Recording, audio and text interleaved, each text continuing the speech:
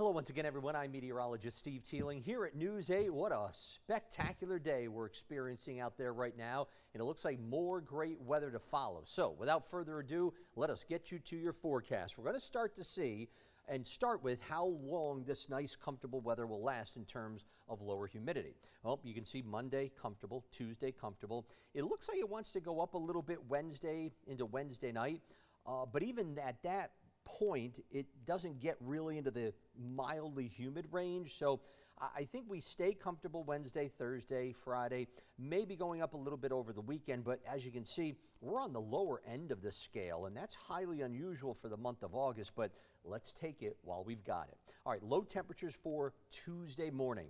Check this out. 50s across the board, which is great sleeping weather, great comfortable weather in the middle part of August. We're also going to see some upper 40s in some spots, in the usual cool spots, as I like to say, across our state. So it really is going to be quite refreshing walking out the door come tomorrow morning, and it stays pretty darn pleasant into the afternoon as well. We're thinking mid-70s for highs for most communities for Tuesday afternoon after that refreshingly cool start. And with the low humidity, it's just going to feel spectacular. All right, this is spectacular in a meteorological sense, but you certainly don't want this affecting any land. And so far, it really hasn't had any direct hits on any land, but it has been giving fringe effects to the U.S. Virgin Islands, Puerto Rico, on into Haiti and the Dominican Republic, probably eastern portions of Cuba, and certainly into the Bahamas. They are getting lashed with gusty winds and a lot of heavy rain and high surf. As Hurricane Erin continues to move off to the west-northwest, fairly slowly at 10 miles an hour, it will continue to churn things up. Now, right now, the winds are 140 miles an hour, which puts Erin in a strong Category 4. All right, now, tracking Erin. Well, it looks like it'll continue to move to the west-northwest, but eventually heading into later tonight and tomorrow, it's going to start turning more northwest, then eventually northward as it passes the Carolinas and eventually curling off to the northeast into the North Atlantic. So if it takes this track, which we're very confident that it will, it'll thread the needle between the East Coast and Bermuda and not affect any land.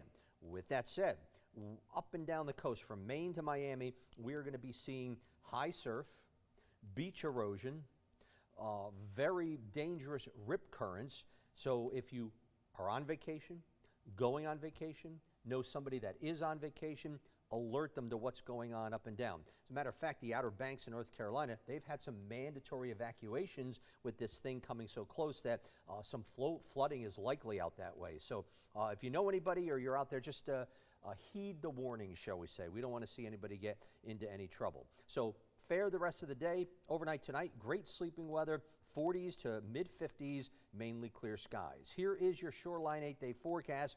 Comfortable weather continues most of this week. On Wednesday, more in the way of clouds. There could be a shower or sprinkle with kind of a weak front kind of stalling out and just fizzling out over our area. Back to the warmer weather, but seasonably so, the end of the week. And then for the weekend right now, Saturday looks windy and warm, 84, and then maybe a few showers or a thunderstorm coming in on Sunday. All right, that's the latest I have for you right now. I'm meteorologist Steve Teeling. We'll see you back here with more weather details upcoming.